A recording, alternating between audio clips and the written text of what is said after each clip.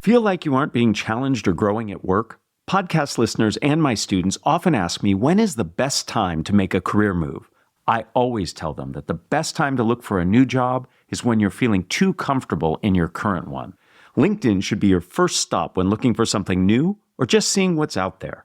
I regularly use LinkedIn myself, and I see how it has helped many others I know. LinkedIn has just made the job search easier and allows you to explore your potential or find something that's a better match for you. With its new job match feature rolling out to members in 2025, the job search process is simplified, so you know where to focus. It provides personalized insights and detailed, actionable summaries. Job Match does the heavy lifting so you can find your ideal fit.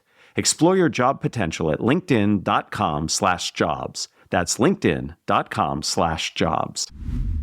When it comes to communication and persuasion, numbers can be your friend, but you don't want to use numbers in a way that numb your audience.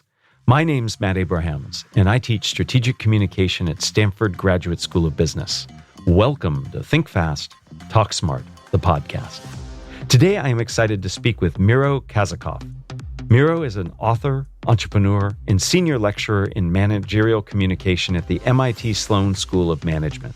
He is the recipient of the MIT Sloan Teacher of the Year Award and is also the author of Persuading with Data, a guide to designing, delivering, and defending your data. Miro, welcome. I look forward to our conversation. We've known each other for a while, and it's great to finally have you on the podcast. Yeah, I'm so excited to be here. Before we get started, I wanted to thank all of you for listening and supporting Think Fast, Talk Smart. We know the content means so much to so many of you. We see it in your LinkedIn, Instagram, and YouTube posts. It takes a lot of work to bring the show to you, and I invite you to consider joining Think Fast, Talk Smart Premium to help us continue creating useful content and to reach more listeners.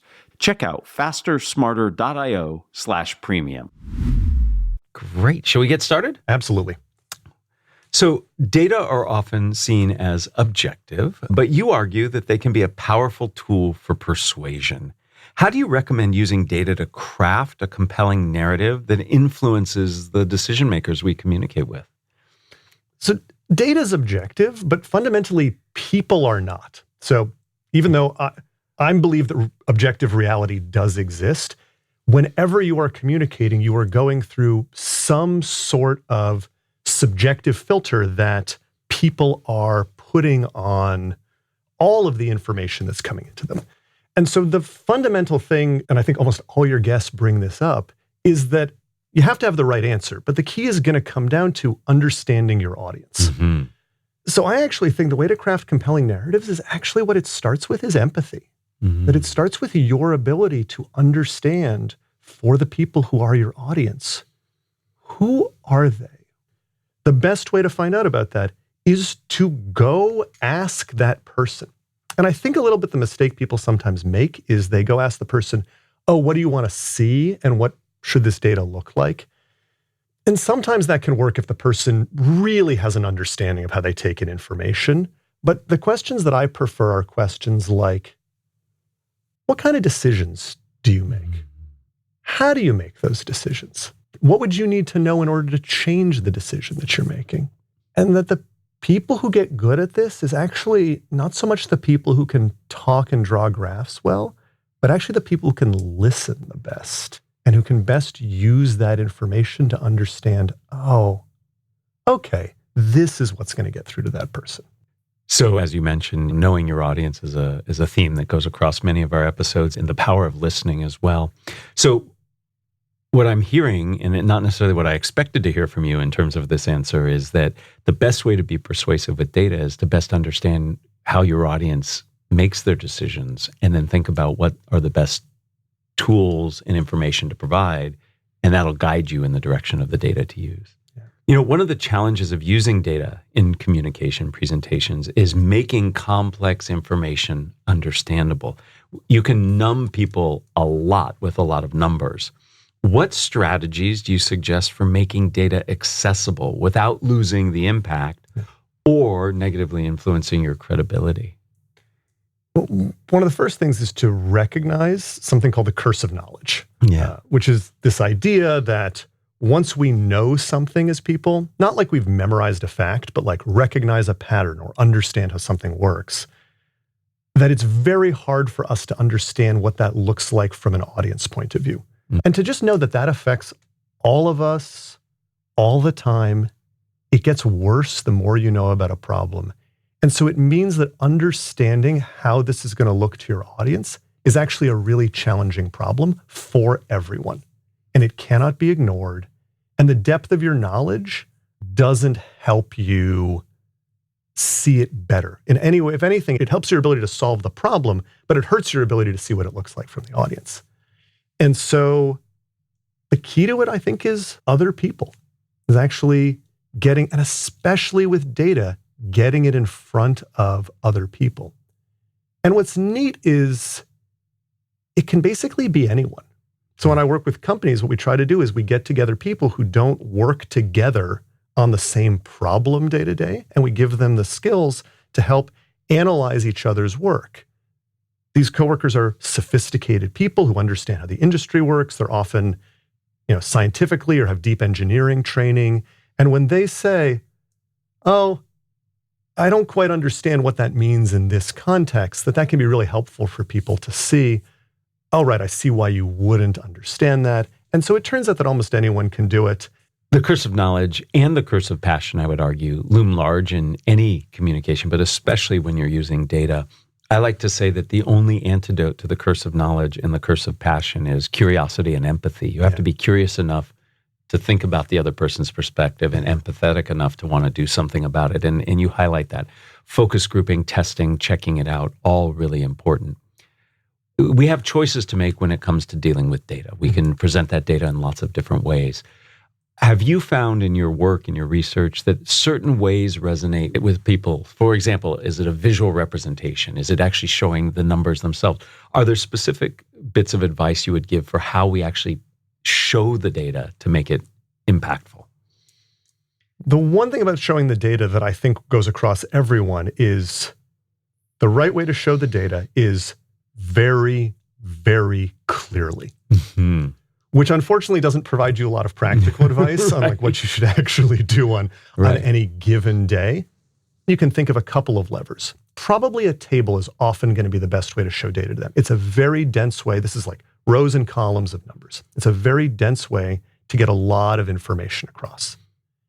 And then the mistake that people make is as they talk to people farther away from that immediate work group, like senior managers in the company or outside stakeholders, to think that that same model is going to work because it worked with people who know this problem really well. As you move away, you're almost certainly going to want to move to graphs, which are better at a couple of things. Graphs are really good at showing comparisons quickly. So actually looking at the number 15 and the number 30, very quickly we can know that those are double, but it is way faster to look at one bar that is twice the height of the other bar and to see that that number is double the other number. And people worry that you lose precision when you do that. But the farther away you move from people who understand this problem in detail, the more the speed and the clarity is important. And whether it's 30.1 and 15.3 are not actually super relevant. Right. And in a moment, we'll talk more about the story you tell around the data, but you can make that difference known through the story as long as people see visually the distinction. Before we get into the storytelling aspect, I'm curious to hear your thoughts on context for data, because people throw out a lot of numbers, they do a data dump, but they don't necessarily give the context that help that information mean something. What are your thoughts or advice on context? Here's my rule on context. And I've cribbed this rule from Barbara Minto, who developed something called the Minto Pyramid, which is a way that I often teach about how to sort of visualize logical argument, which we will talk about in a moment when we dip into storytelling, which is that context should only be things that this audience already agrees are true. And I'm talking about the context at the beginning of the presentation, that one of the mistakes that people make is at the beginning, they either introduce things that are not widely agreed on. Like maybe in your work group, we agree that that radio marketing campaign last quarter wasn't very good. And so this analysis is about what should we do instead. You walk into the marketing group that ran that radio campaign. You cannot just be throwing that off casually to dive into what we should do instead. You actually need that analysis for them to focus on whether or not that campaign succeeded. Mm-hmm. So there's one part that's context at the beginning is things that we all agree on. And then context should come as close to the data that it applies to as possible. So because I think of academic norms, people want to load in a bunch of context in the beginning, both of things that the audience doesn't agree to or information that's going to be important later on in the presentation. And what you're asking your audience to do is to load all of that information into their brain and hold on to it for 1, 3, 10 minutes. And there's just frankly almost no chance that what you're doing is so important that they should do that. It's just, it's not a reasonable thing to ask of folks. In many ways, you're distracting them because you're asking them to hold something in memory while you're giving them important information. So what I take away from that is timeliness of context setting is really important. And I want to make a distinction. There's the context that's sort of the psychological readiness piece, which is what you're talking to. I think there's another form of context, or at least I use the word context to identify this, to help people just grasp what you mean. I'll give you an example. Many, many years ago, I worked with a very senior leader of an international bank. And as they were presenting, they gave the data, the number of how much money goes through their bank every day. Astronomical number. I'll never see that much in my bank account. And I asked, I said, what does that number mean? Well, they did some quick math and came back and said, it's roughly 25% of the world's money. That context for that data helped me appreciate the magnitude. So there's that other level of context as well. Do you have thoughts about that level? Yeah, one of the biggest things that we teach people, and it's the thing that people most often come back to me and say, this was game-changing, is a way of when you present slides in the workplace and graphs, which is to orient. And that actually orienting is the most important part of explaining data. And it's totally counterintuitive that a good orient is where you actually narrate the audience through every single visual element. What does the x-axis mean? What does the y-axis mean? What are all the colors mean? What does every single element mean? So that the audience can visually process the slide, audio process the slide, because if it's on the slide, the audience is going to try to process it. It's just how brains work. And in that sense, providing context allows, when you're through all of that at the end, for everyone at the same moment to get the critical piece of information, which is now that I understand what's being displayed, what does that mean? And it means revenue is declining or our segmentation, model needs to be changed. And then what people think is like, well, that's way too much. And the answer is, that's because you're putting too much information at once on the slide. And if you actually have this discipline to be like, when we get there at the right time, I'm going to go through everything, it's going to give you the critical discipline to put up less and to really focus, coming back to the audience, on like, actually, what's the part here that the audience needs to know? That advice, I think, is so wise. It's in many ways, I think in analogies, you're a tour guide and you're taking your audience on a tour of the data that you're presenting, and you give them the information that's relevant in that moment to help them understand. This is not a conversation about slide design, but I want to put an exclamation point after what you said. The biggest issue I see when people craft slides is there's just way too much information. I think the mantra we all should have in slide creation is less is more. And we should challenge ourselves to put the least amount of information that's needed, because you can overwhelm people. I really appreciate that advice, and that notion of orientation is really key. So we've been teasing and promising to talk about storytelling, so let's do that. You emphasize the importance of storytelling when presenting data. How can we turn raw data into a persuasive story? And what are the key elements that lead to success in a data-driven story?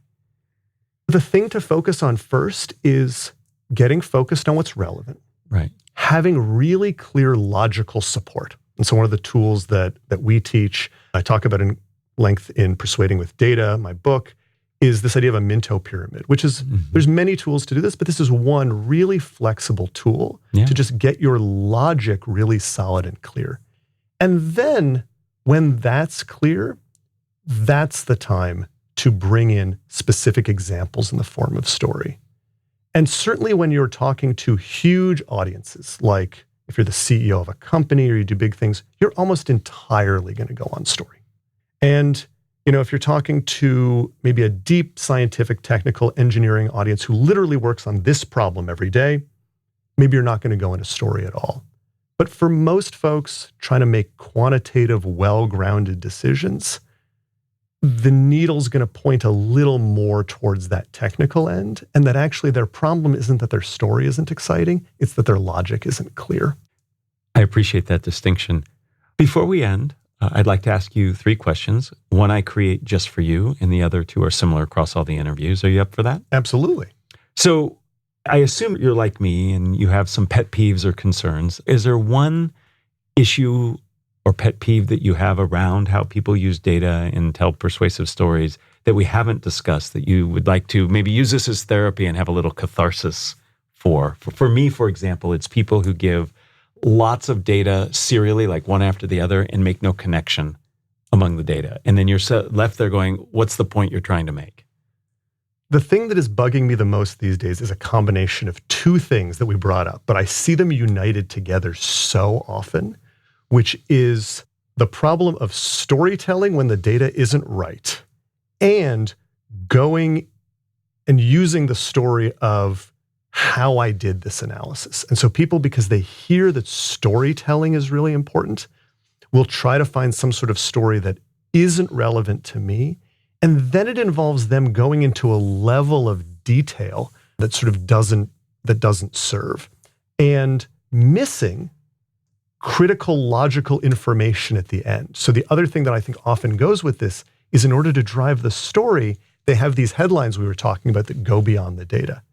And I cannot stand when I give a piece of feedback or I see something and someone goes, but it's a good story.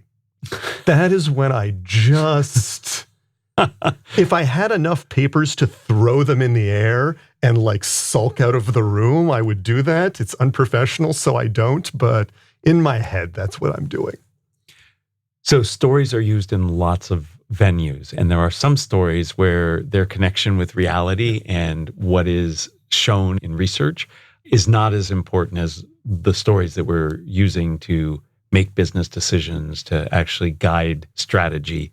And so I totally agree. When somebody just creates a story that's not based on the data, it can be frustrating. Let me ask you question number 2. Who is a communicator that you admire and why? Michael Lewis, writer of books like Moneyball and The Big Short. And the thing I love about Michael Lewis is that his prose doesn't call any attention to itself. That you feel like you have this clear window to the thing that's happening on the other side, and the prose isn't in between you and the thing that he's describing. Mm-hmm. And I actually think of really good data slides as being like that. They don't call attention to the data. They're a window to the phenomenon that the data is trying to show, and that the best version of a data slide is just clear as glass, like the prose of Michael Lewis. I love how you said it gives you a window to whatever it is you're discussing, and you don't get caught up in the way that it's being presented. And that's in terms of the words you tell in the story and the data that you use. Question number 3, our final question. What are the first 3 ingredients that go into a successful communication recipe? And again, my point of view comes from sort of analysis and things. I think the first one is assume you're blind. Assume that what you see is not what other people see, and what you experience is not what other people experience. And then with that assumption is the second ingredient, which is the classic one, which is to know your audience. Mm-hmm. Because if you know that you're not experiencing it like they are, then that will help you know you need to go spend some time understanding how they experience it. And then for data, my third one is focus on structure. Get your logical framework right. Get focused on what this audience needs to know, and really clearly what is the evidence that is needed to support this fully, but not beyond that. And if you have that, then the graphs become easier to draw, and the tools like data ink ratio become easier to draw, and there's plenty of books that can sort of teach you those things. But really, the fundamental insight is knowing you don't see it like them, understanding who your audience is, and then getting the underlying structure correct. And And the only way you can get that structure correct, I would argue, is knowing your audience and starting from a position of we're not the same, there is difference here. I appreciate those three ingredients and can see how they would help, not just with presenting data, but with communicating anything. Miro, this has been fantastic. I knew we would have a lovely conversation. The detail and specifics about how we can think logically and present data in a way that supports our point of view, sometimes using stories, sometimes not. Really helpful. I appreciate your time. Thank you so much. It's been such a pleasure and so much fun to be here. Thank you for joining us for another episode of Think Fast, Talk Smart, the podcast. To learn more about communicating with data, please listen to episode 49 with Chip Heath. This episode was produced by Jenny Luna, Jermaine Hamilton, and me, Matt Abrahams. Our music is from Floyd Wonder, with special thanks to Podium Podcast Company. Please find us on YouTube and wherever you get your podcasts. Be sure to subscribe and rate us, and follow us on LinkedIn and Instagram. And check out fastersmarter.io for deep dive videos, English language learning content, and our newsletter.